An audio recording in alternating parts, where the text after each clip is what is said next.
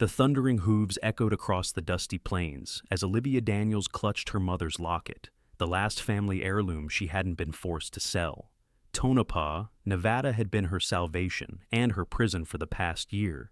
Ever since her father's death had left her alone with his debts and a small general store that barely kept her fed.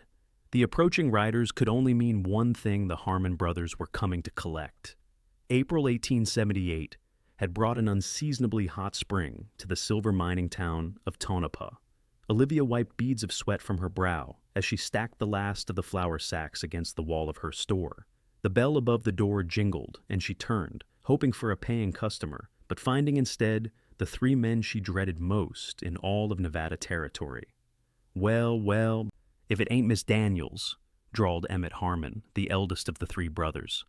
His weathered face creased into what might have been a smile if it weren't for the coldness in his eyes. "Beautiful day to settle accounts, wouldn't you say?" Behind him stood his brothers, Maxwell and Jeremiah, both with the same sharp nose and cruel eyes, though Jeremiah, the youngest, at least had the decency to look slightly uncomfortable. "I don't have it yet, Mr. Harmon," Olivia said, straightening her spine and meeting his gaze directly. She wouldn't cower, though her heart hammered in her chest. "The store hasn't been doing well, what with the new mercantile opening across town." "That's a real shame," Emmett said, removing his hat and running a finger along the brim, "because we ain't here for excuses. We're here for the $300 your daddy borrowed, plus interest." He stepped closer. "Makes it $450 now." Olivia's stomach dropped. "That's not what we agreed." "Interest keeps growing, Miss Daniels," Maxwell cut in, his voice softer but somehow more menacing than his brother's. "You're lucky we're patient men."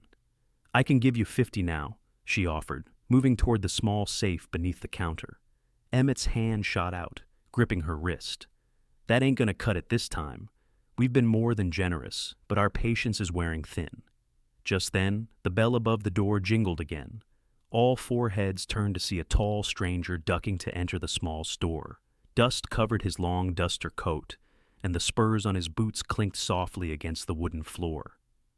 His face was partially obscured by a wide-brimmed hat, but Olivia could see a strong jawline shadowed with several days' worth of beard.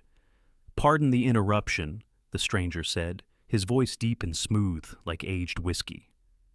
"I'm looking for supplies." He glanced around, taking in the scene before him with alert eyes that missed nothing. "We're in the middle of business here," Emmett snapped. "Wait outside." The stranger didn't move. Instead, he lifted his head slightly, allowing Olivia to see his face more clearly. His eyes were a startling blue against his sun-darkened skin, and there was something in them, intelligence, strength, and a quiet assessment that made her breath catch. "Seems to me the lady might prefer if you conducted your business elsewhere," he said calmly. Emmett's face darkened. "This ain't your concern, stranger." "Maybe not," the man replied, stepping further into the store. "But I don't take kindly to seeing a lady manhandled." He nodded toward Emmett's grip on Olivia's wrist, which the older Harmon hastily released. "We're simply collecting a debt," Maxwell explained, his tone deceptively reasonable. "Miss Daniels here owes us a considerable sum." "Is that so?" The stranger looked at Olivia, a question in his eyes. She swallowed hard. "My father borrowed money from their family before he died last year. I've been trying to pay it back, but—" "How much?" the stranger interrupted. $450, Emmett said quickly. The stranger's eyebrows rose slightly. He reached inside his coat and pulled out a leather pouch.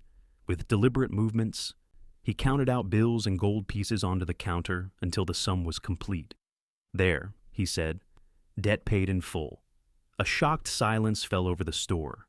Olivia stared at the money, then at the stranger, unable to comprehend what had just happened.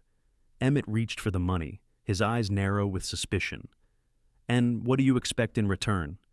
The stranger's gaze hardened. "A receipt," he said coldly, "and your immediate departure."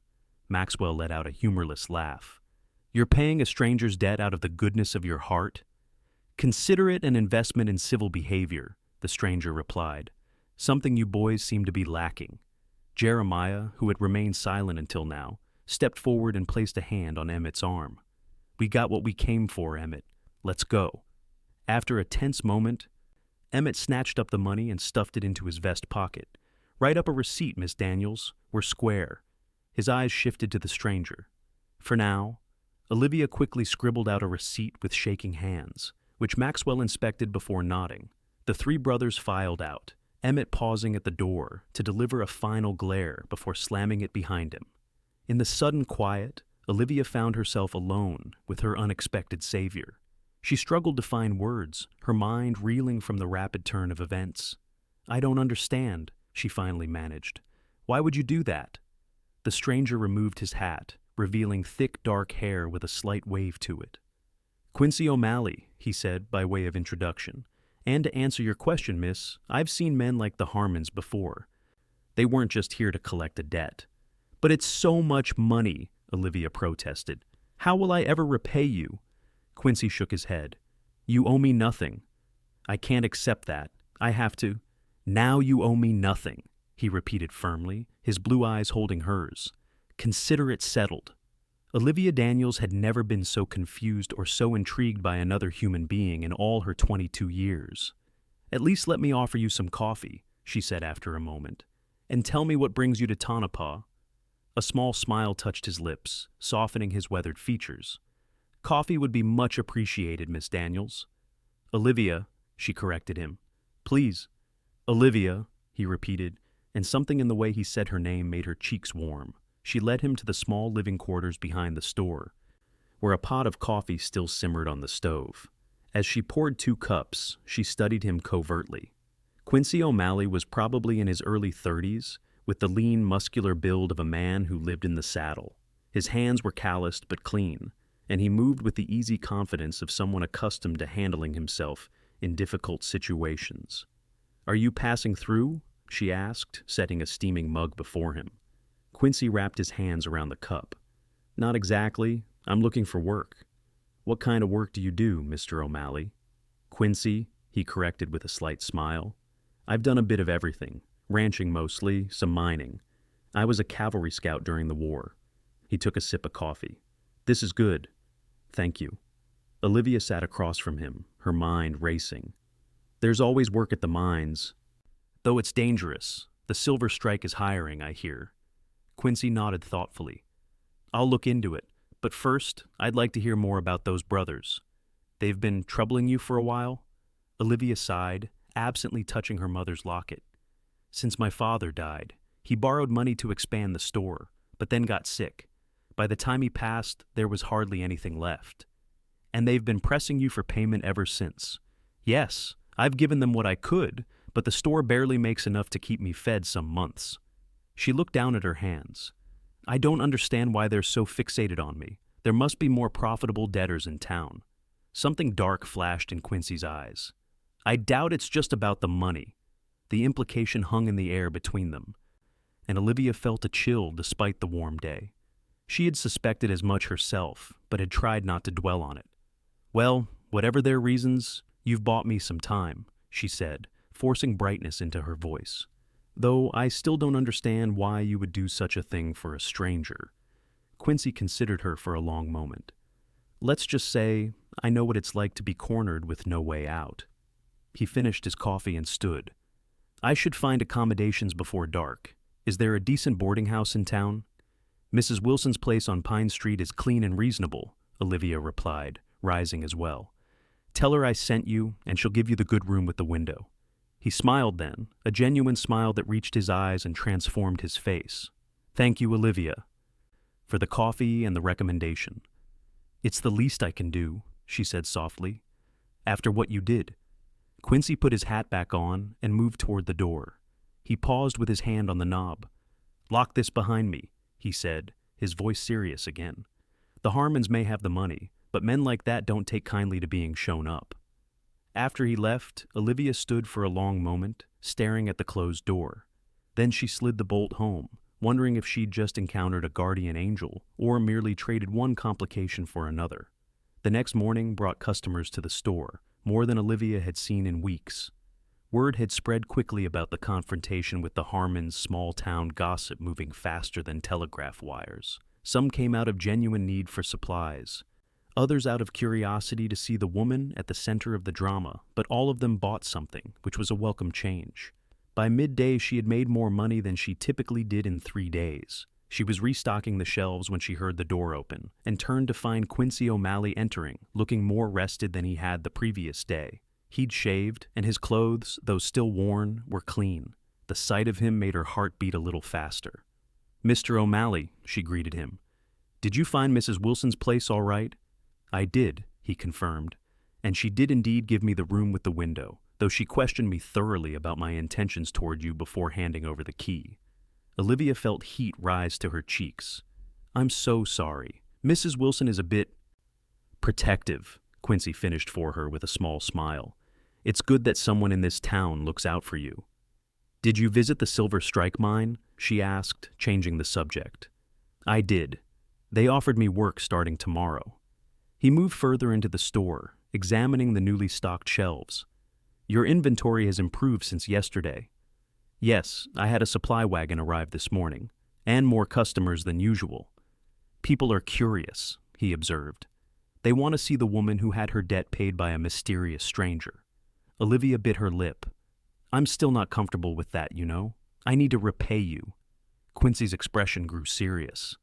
"I meant what I said, Olivia. You owe me nothing. But I owe myself something," she countered. "My pride, if nothing else. I can't accept such generosity without at least trying to return it someday." He studied her for a long moment, then nodded. "All right. If it makes you feel better, consider it a loan with no interest and no time limit."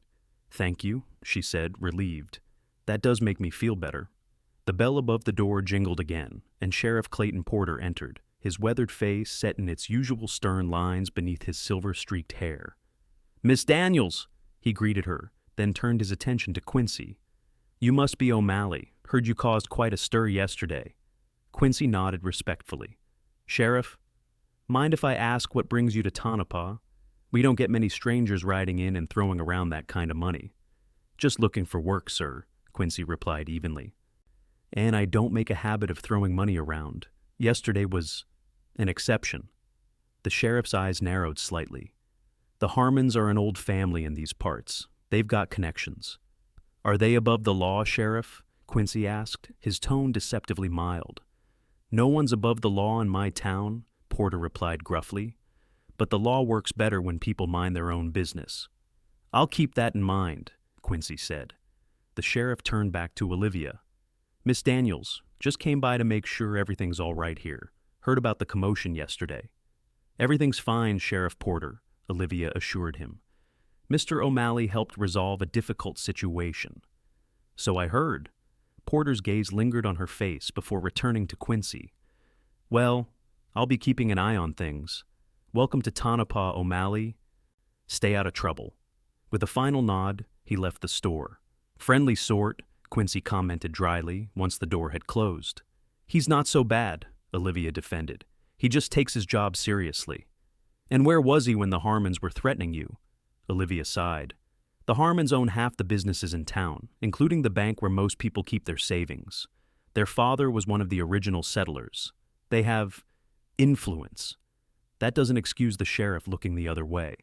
"No," she agreed quietly. "It doesn't." A silence fell between them, not uncomfortable, but charged with unspoken questions. Olivia busied herself with straightening items on the counter.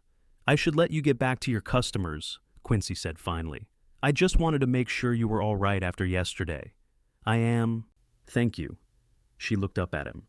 "Will you come by again?" Something flickered in his eyes. Surprise, perhaps, or pleasure. "If you'd like me to." "I would," she said simply. He touched the brim of his hat. "Then I will. Good day, Olivia." After he left, Olivia found herself smiling as she returned to her work. For the first time in a long while, she felt a small spark of hope, not just because the debt was paid, but because she'd met someone who'd stood up for her when no one else would. The rest of the day passed in a blur of customers and restocking. By closing time, Olivia was exhausted but satisfied with the day's earnings. She had just locked the front door when a sharp knock made her jump. Cautiously, she peered through the window to see Jeremiah Harmon standing alone on the porch.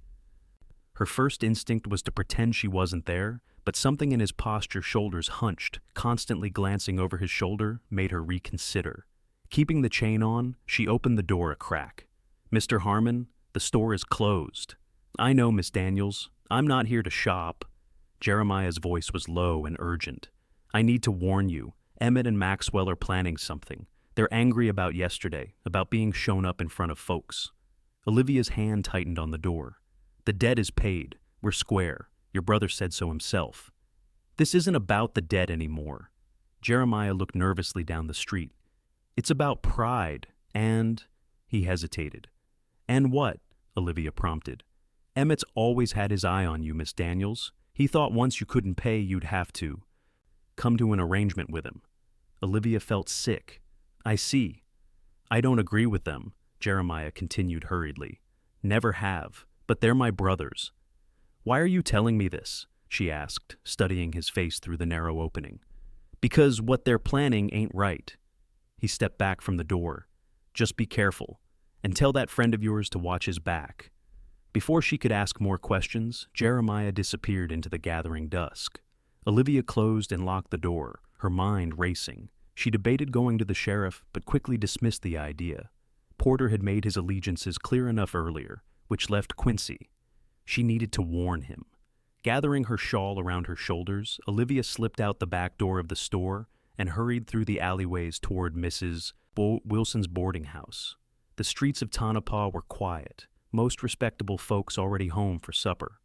A few miners stumbled between saloons, and the occasional piano music drifted from open doors, but no one paid her much mind. Mrs. Wilson answered her knock with raised eyebrows. "Miss Daniels, this is unexpected." "I need to speak with Mr. O'Malley, if he's in," Olivia said, trying to keep her voice calm. "He is, but it's hardly proper for—" "It's important, Mrs. Wilson, please." Something in her tone must have conveyed the urgency, because the older woman's expression softened. "Wait in the parlor. I'll fetch him." Moments later, Quincy appeared, concern etched across his features. "Olivia, what's wrong?" She quickly related Jeremiah's warning, watching Quincy's face grow increasingly grim. "I should never have involved you in this," she concluded miserably. "Now they're threatening you as well." "You didn't involve me," he reminded her. "I made that choice myself." "But why?" she pressed. "You still haven't really explained." Quincy ran a hand through his hair, a surprisingly vulnerable gesture from such a composed man. "Let's just say, I've seen what men like the Harmons do to people who can't fight back. I couldn't stand by and watch it happen again." There was more to it than that, Olivia was certain, but she could see he wasn't ready to elaborate. "What should we do now?" "First, you're not going back to that store alone tonight," Quincy said firmly. "It's too isolated." "I have nowhere else to go," she protested. "My living quarters are behind the store." "Mrs. Wilson," Quincy called. And the landlady appeared so quickly Olivia suspected she'd been listening just outside the door. "Miss Daniels needs a room for the night. Is that possible?" "Of course," Mrs. Wilson replied, eyeing them both. "I have a nice room at the back of the house. Very quiet." "Thank you," Olivia said gratefully. "I'll escort you back to the store to collect whatever you need," Quincy told her. "And tomorrow I'll have a word with the sheriff. Whatever his feelings about the Harmons, he can't ignore an explicit threat." "And if he does?" Quincy's expression hardened. "Then I'll handle it myself." The way he said it sent a shiver down Olivia's spine, not of fear, but of something else entirely, something that felt dangerously close to admiration. They walked back to the store in silence, Quincy's hand resting lightly on his holstered revolver. The street was darker now, most of the shops closed for the evening. Olivia led him to the back entrance, unlocking the door with hands that trembled slightly. "I'll only be a moment," she told him, as they entered her modest living quarters, a small bedroom, a sitting area with a stove, and a tiny washroom. "I just need to gather a few things."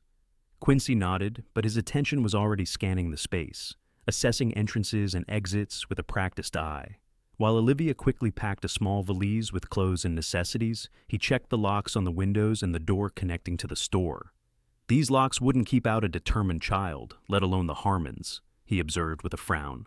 "I've never needed better before," she replied, fastening her bag. "No one's ever bothered me until now."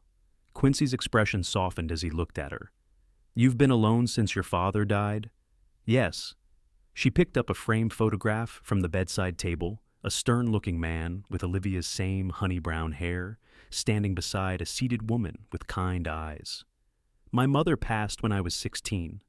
Father and I managed well enough until he got sick. I'm sorry, Quincy said quietly. It's not easy losing family. Something in his voice made her look up sharply.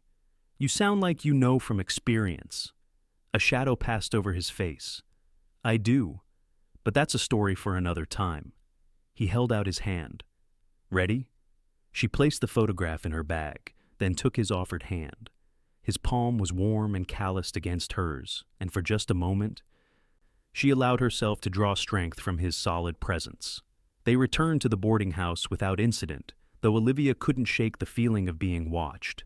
Mrs. Wilson showed her to a small but comfortable room and provided a simple supper, which Olivia was surprised to find she was hungry enough to eat despite her anxiety. After bidding Quincy good night in the parlor, under Mrs. Wilson's watchful eye, Olivia retired to her room. Sleep was elusive, her mind replaying the day's events and worrying about what tomorrow might bring. When she finally drifted off, her dreams were a confused jumble of threatening shadows and piercing blue eyes that promised protection. She awoke to the sound of raised voices. Sunlight streamed through the curtains, indicating she'd slept later than usual. Dressing quickly, she made her way downstairs to find Quincy and Sheriff Porter engaged in a heated discussion in the front hall. Can't just make accusations without proof, the sheriff was saying. A direct threat isn't enough for you, Quincy demanded. Hearsay from the youngest Harmon, who conveniently disappeared before I could question him myself. Porter noticed Olivia on the stairs and nodded to her. Miss Daniels, I was just explaining to your friend here that I need more than vague warnings to act against a respected family. There was nothing vague about it, Sheriff, Olivia said, descending the last few steps. Jeremiah Harmon specifically said his brothers were planning something against Mr. O'Malley and myself. Did he say what exactly? No, but that's what I thought. The sheriff adjusted his hat. Look, I'll have a word with Emmett and Maxwell. Remind them that the debt's been settled legally. But I can't arrest them based on what might be nothing more than a family squabble. And if they make good on their threats? Quincy asked, his voice dangerously quiet. Then you come to me, and I'll handle it. Porter's eyes hardened. That's how the law works, O'Malley. Remember that. After the sheriff left, Quincy turned to Olivia, frustration evident in every line of his body. He's not going to do a damn thing. Language, Mr. O'Malley, Mrs. Wilson admonished from the dining room doorway. There are ladies present. My apologies, madam, Quincy said automatically, though his expression remained thunderous. Breakfast is getting cold, the landlady continued. Both of you, come eat. No good comes from empty stomachs. They followed her into the dining room, where several other boarders were already seated. Conversation halted momentarily as they entered, curious eyes taking in the newcomers, then resumed with increased vigor, no doubt speculating about the relationship between Olivia Daniels and the mysterious stranger. Olivia picked at her food, appetite diminished by the morning's confrontation. Quincy, on the other hand, ate methodically, his mind clearly working through their options. I need to open the store, she said quietly. I can't afford to lose a day's business. I know, he replied. My shift at the mine doesn't start until noon. I'll accompany you there. You don't have to— Yes, he interrupted gently. I do. The walk to the general store was tense, both of them watchful for any sign of the Harmons. The town was already busy, miners heading to their shifts, women shopping for household necessities, children running errands or playing in the dusty streets. It feels so normal, Olivia murmured as she unlocked the store. Hard to believe there might be danger. That's how it always is, Quincy replied, scanning the street before following her inside. Life goes on around you, oblivious to your personal storms. She glanced at him curiously. You sound like you've weathered quite a few storms, Mr. O'Malley. A ghost of a smile touched his lips. More than my share, perhaps. The morning passed without incident. Customers came and went, some lingering longer than necessary, obviously hoping to catch a glimpse of drama. Quincy positioned himself near the counter, his presence both reassuring and slightly intimidating to the more gossip-hungry patrons. By 11:30, it was time for him to leave for the mine. Olivia walked him to the door, aware of curious eyes watching them. "I'll be back after my shift ends," he promised. "Lock the door if you see any of the Harmons approach." "I will," she assured him. "Be careful at the mine. It's dangerous work." Something warm flickered in his eyes at her concern. "I always am." After he left, the day stretched endlessly before her.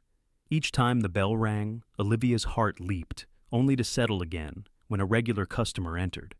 By mid-afternoon, she had almost convinced herself that Jeremiah's warning had been exaggerated, perhaps a misunderstanding or even a deliberate attempt to frighten her. Then the door opened and Emmett Harmon walked in. He was alone, which was unusual. The Harmon brothers typically traveled as a pack. His lips curved into a smile that didn't reach his eyes as he removed his hat. "Miss Daniels," he greeted her smoothly. "Beautiful day, isn't it?" Olivia's hand slipped beneath the counter, where she kept a small derringer for emergencies. "Mr. Harmon, what can I do for you?" "Now, is that any way to greet a customer?" He clicked his tongue disapprovingly. "I'm here to buy supplies, same as anyone else." "What supplies?" she asked, not relaxing her guard. "Oh, this and that." He wandered around the store, picking up items at random and setting them down again. "Tobacco? Maybe some of that good coffee you stock." Olivia watched him warily, noting how he positioned himself between her and the door. "The tobacco's on the shelf behind you. Coffee's in the tin by the flower." Emmett ignored the directions, continuing his slow circuit of the store. "You know, I've been thinking about our situation, Miss Daniels." "There is no situation, Mr. Harmon. The debt is paid. We're square." "Ah, but that's just it." He stopped, fixing her with an intense stare. "We're not square. Your fancy friend may have paid the money, but there's the matter of embarrassment, public humiliation. That has a price too." Olivia's grip tightened on the derringer. "I think you should leave. Not until we understand each other." Emmett took a step closer. "I was willing to be generous, you know, before that stranger interfered, would have accepted alternative payments. I would never say never, Miss Daniels. Desperate times change people." Another step. "And I'm thinking you might get desperate again real soon. Mining accidents happen every day, especially to newcomers who don't know the dangers." The threat was unmistakable. Olivia pulled the derringer from beneath the counter and pointed it directly at him. "Get out, now!" Emmett's eyes widened, then narrowed. "You wouldn't dare." "Try me," she said, her voice steadier than she felt. "The sheriff might overlook your harassment, but even he can't ignore a bullet hole in your chest." For a long, tense moment, neither moved. Then Emmett's face twisted into an ugly sneer. "This isn't over," he spat, jamming his hat back on his head. "Not by a long shot." He stormed out, slamming the door so hard the bell nearly came loose from its mounting. Olivia waited until he was out of sight, then sagged against the counter, the derringer shaking in her hand. The threat to Quincy was clear, and she had no way to warn him, not while he was deep in the silver strike mine. All she could do was wait and pray that Emmett's words were just empty threats. The afternoon crawled by, each minute stretching into eternity. Olivia served customers mechanically, her mind constantly returning to Emmett's threat and Quincy alone in the dangerous mine. When the shift change bell finally rang in the distance, signaling the end of the day's work, she nearly cried with relief. But as dusk fell and the miners began filtering back into town, there was no sign of Quincy O'Malley. Olivia stood at the store window, scanning each group of dust-covered men for his tall figure, her anxiety mounting with each passing minute. Finally, unable to bear the waiting any longer, she locked the store and set out for the mine. The road was still busy with returning workers, most heading for the saloons or boarding houses. A few called greetings to her, but she barely acknowledged them, her pace quickening as she approached the mine entrance. The foreman, a burly man named Sullivan, was checking off names as the last miners emerged from the shaft. He looked up in surprise as Olivia approached. "Miss Daniels! Don't often see you out this way." "Mr. Sullivan," she greeted him breathlessly. "I'm looking for Quincy O'Malley. He started work today." Sullivan frowned, consulting his list. "O'Malley? Yes, he was assigned to the North Tunnel with Peterson's crew. Has he come up yet? Let me check." Sullivan called over to a group of miners sitting nearby. "Any of you see O'Malley on the way out?" The men exchanged glances, then one spoke up. Not since midday, boss. He was working the support beams with Johnson. Sullivan's frown deepened. Johnson! He bellowed, and a thin man with a pronounced limp hurried over. Yes, sir. Where's that new man, O'Malley? The one working with you on the supports? Johnson looked confused. He was reassigned, sir. One of the Harmon brothers came down around 2 o'clock, said you'd send him to fetch O'Malley for a special job. Olivia felt the blood drain from her face. Which brother? She demanded. I don't rightly know, miss. One of the older ones, not the young one, said it was urgent. Sullivan turned to her, concern now evident in his gruff features. Miss Daniels, what's this about? The Harmons threatened both me and Mr. O'Malley earlier today, she explained rapidly. I think they may have lured him away to hurt him. Damn, Sullivan muttered. Johnson, gather some men. We need to search the mine and surrounding area. I'm coming with you, Olivia insisted. No, miss, it's too dangerous. I'm coming, she repeated, her tone brooking no argument. And we need to alert the sheriff as well. Sullivan hesitated, then nodded. Michaels, run to town and fetch Sheriff Porter. Tell him there's been foul play at the mine. As the miners organized a search party, Olivia fought to keep her rising panic at bay. The Harmons knew the area better than anyone. If they wanted to make someone disappear, they had endless options. Her mind filled with terrible images. Quincy beaten, left for dead in an abandoned shaft, or worse. The search began methodically, teams of miners checking each tunnel and outbuilding. Olivia stayed with Sullivan, unable to venture into the more dangerous areas, but unwilling to return to town while Quincy remained missing. Night had fully fallen by the time Sheriff Porter arrived, clearly irritated at being summoned. His irritation gave way to concern, however, as Sullivan explained the situation. You're sure it was one of the Harmons? Porter asked Johnson again. Yes, sir. Recognized him clear as day. Said the foreman had sent him. Which I absolutely did not, Sullivan added grimly. No one gets pulled mid-shift without my direct order, especially not from support work. Porter rubbed his jaw thoughtfully. Maxwell and Emmett were at the Silver Dollar all afternoon, according to my deputy. If Johnson saw one of them here at 2, they must have ridden out directly after. After Emmett threatened me in my store, Olivia added, he specifically mentioned mining accidents happening to newcomers. The sheriff's expression hardened. That changes things. Sullivan, get more men. We need to widen the search. For the next hour, they combed the area surrounding the mine, the search party growing as off-duty miners joined the effort. Olivia's hope dimmed with each passing minute. If the Harmons had taken Quincy far from the mine, they might never find him in time. She was about to suggest they check the abandoned Peterson claim when shouting erupted from a group of searchers near an old equipment shed about half a mile from the main shaft. Over here, someone called. We found something. Olivia ran toward the voice, heart in her throat. The miners had gathered around a shallow ravine behind the shed, their lanterns illuminating something at the bottom. It's O'Malley, one of them called. He's alive! Relief flooded through Olivia so intensely that her knees nearly buckled. She pushed through the crowd to see 2 miners carefully making their way down the rocky slope to where Quincy lay motionless. Be careful with him, Sullivan ordered. Could have broken bones. The miners worked with gentle efficiency, assessing Quincy's condition before carefully lifting him onto an improvised stretcher. As they carried him up to level ground, Olivia got her first clear look at him. His face was bruised and bloodied, one eye swollen shut, his clothes torn and dirty. But his chest rose and fell with steady breaths, and as they set the stretcher down, his uninjured eye flickered open. Olivia, he murmured, his voice barely audible. She knelt beside him, taking his hand in hers. I'm here. You're safe now. The Harmons, he began, trying to sit up. Don't move, she urged him.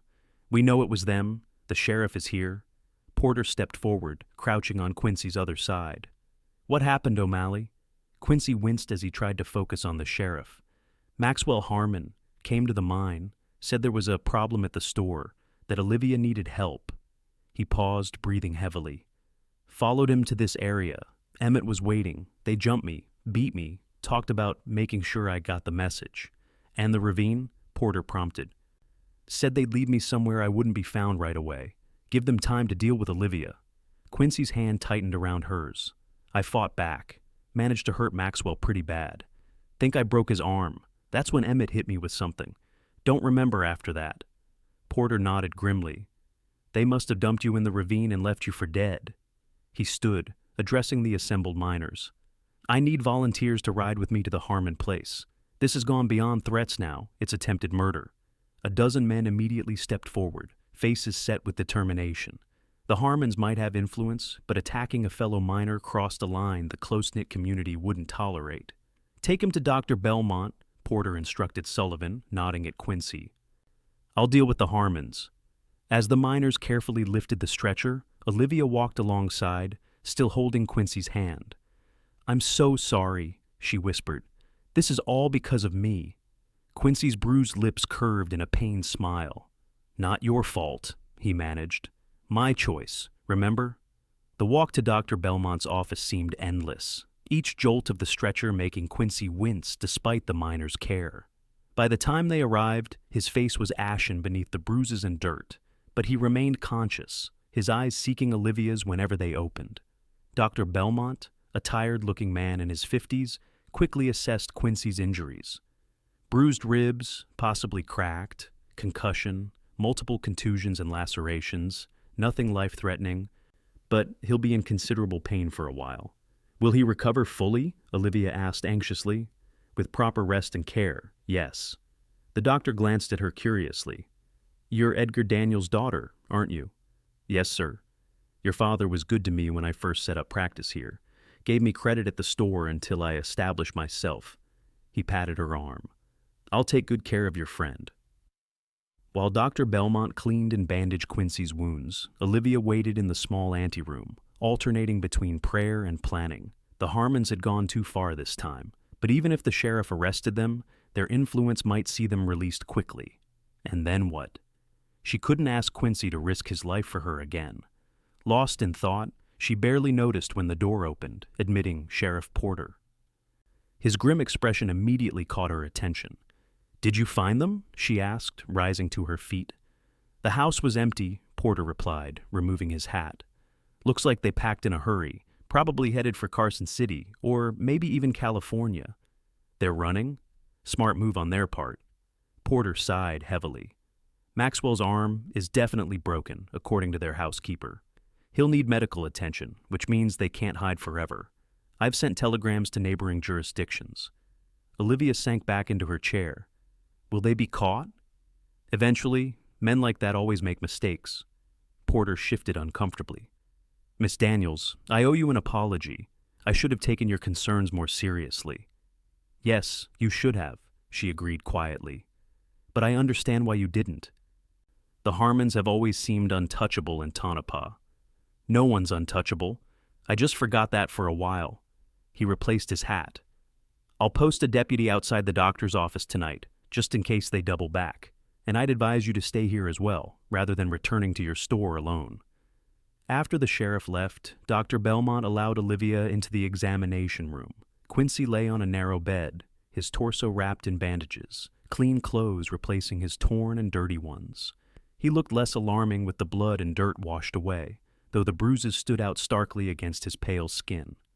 "The doctor says you'll recover," she told him, pulling a chair to his bedside. "I've had worse," Quincy replied, his voice stronger than before. "That's not as reassuring as you might think," she said with a weak smile. "The Harmons have fled town. The sheriff is looking for them." Quincy nodded slightly, wincing at the movement. "They won't get far with Maxwell injured."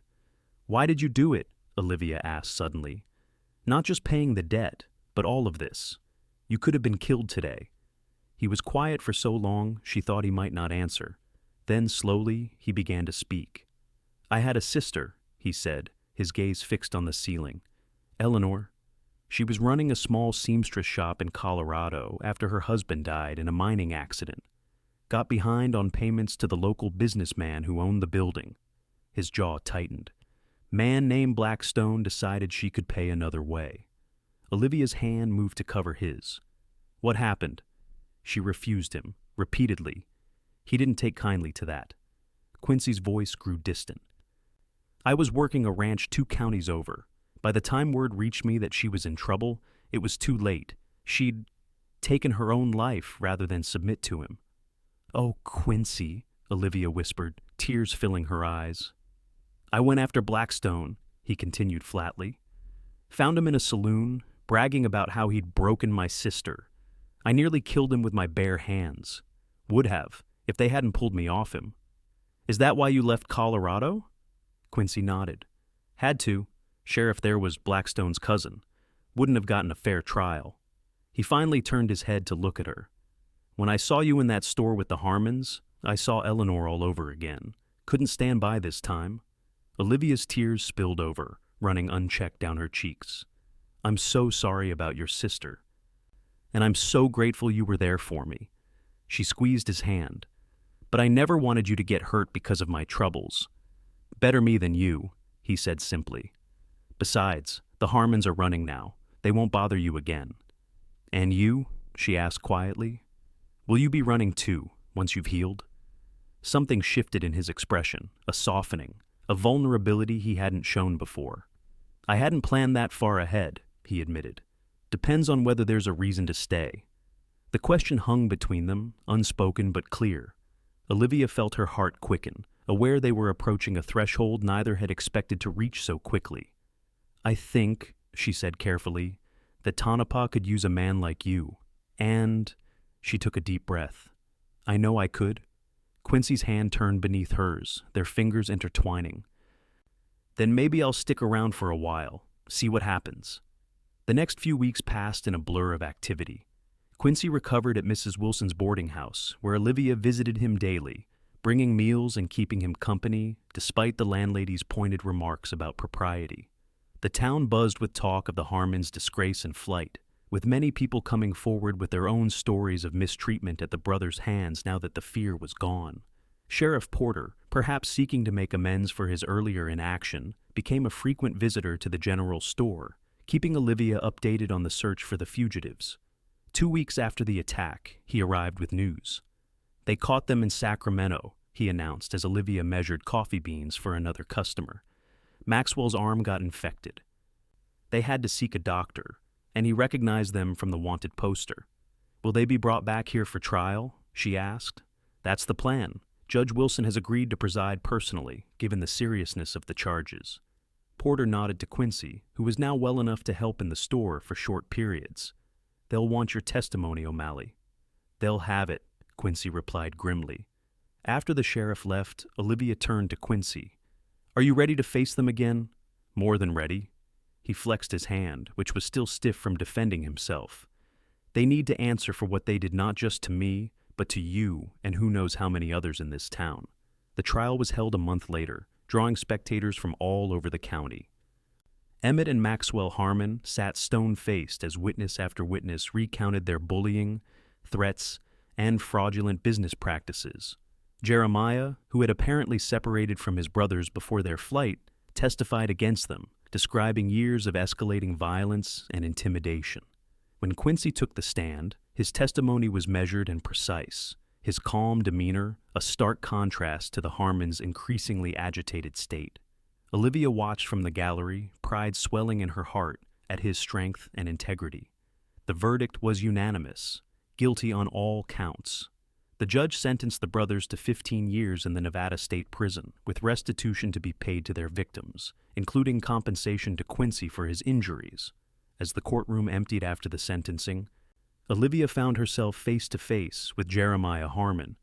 "Miss Daniels," he said hesitantly, "I wanted to thank you for not including me in the charges. I know I didn't do enough to stop them, but—" "You warned me," she interrupted gently. "That counts for something." "I'm leaving Tonopah," he continued. "Too many bad memories here. Going to try ranching up north, make an honest living." "I wish you luck, Mr. Harmon." Jeremiah nodded, then glanced at Quincy, who had appeared at Olivia's side. "You're a fortunate man, O'Malley. Don't waste it." "I don't intend to," Quincy replied, his hand finding Olivia's. As summer turned to fall, life in Tonopah settled into a new rhythm. Quincy returned to work at the mine, but only long enough to save some money.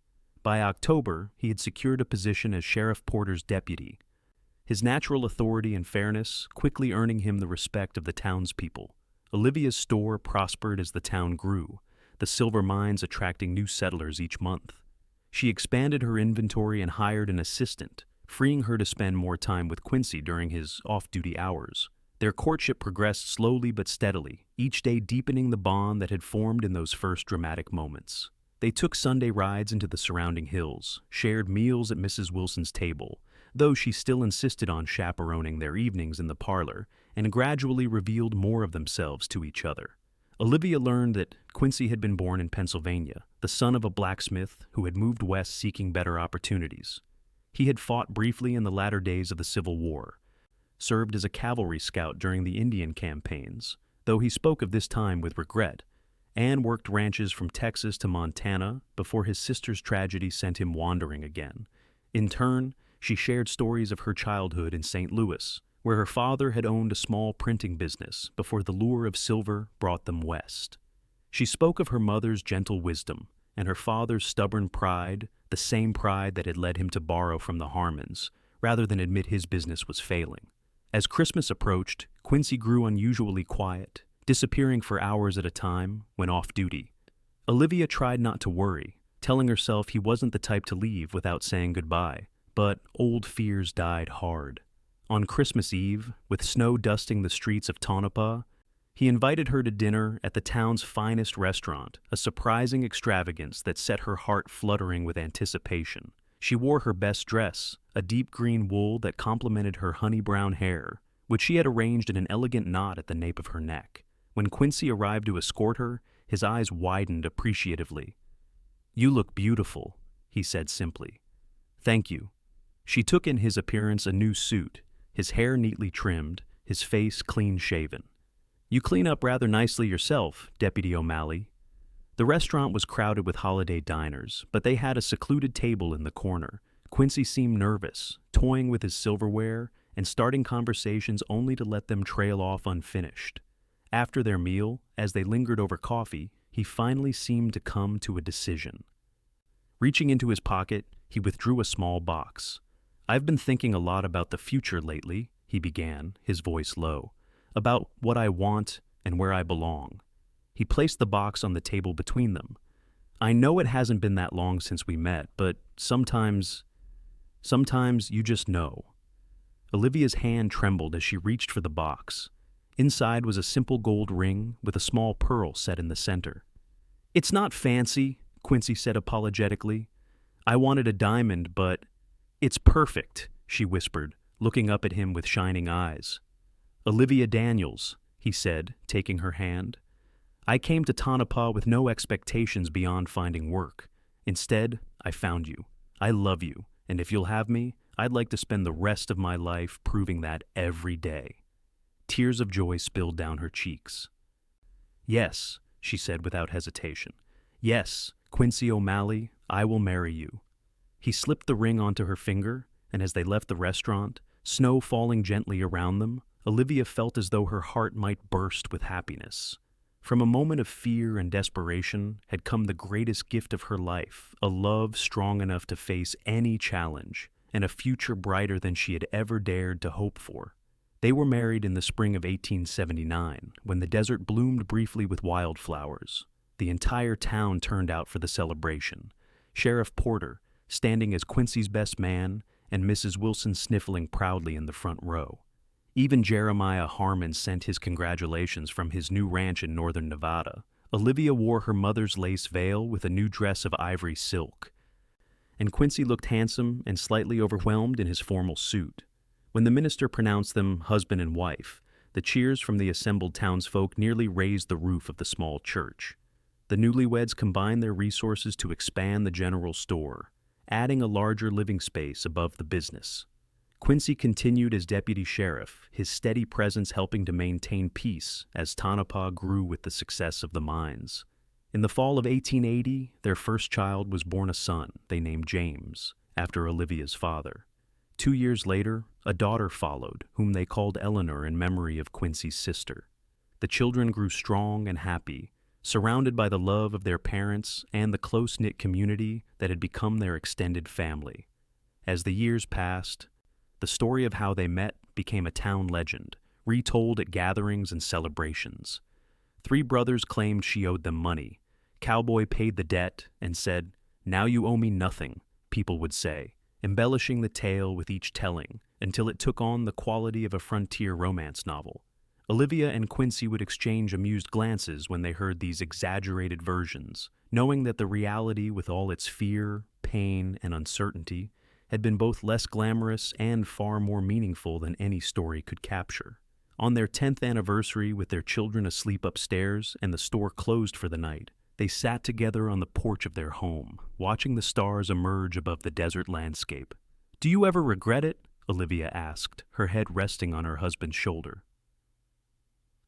Stepping into that store that day, paying a stranger's debt, Quincy's arm tightened around her. "Not for a single moment," he replied, kissing the top of her head. "Best investment I ever made." "And to think," she murmured, "it all started because you said I owed you nothing." He turned to face her, his blue eyes as bright and clear as the day they'd met. "I was wrong about that, you know." "Oh?" "Yes." He smiled, touching her cheek gently. "You've spent the last 10 years paying me back 1,000 times over, with love, with our children, with this life we've built together. And I'll spend the next 50 doing the same," she promised, leaning in to kiss him. Above them, a shooting star streaked across the Nevada sky, a fitting benediction for a love that had begun in desperation but flourished into something as enduring as the mountains that cradled their town, and as boundless as the western horizon that had once represented only uncertainty, but now symbolized the limitless possibilities of their shared future.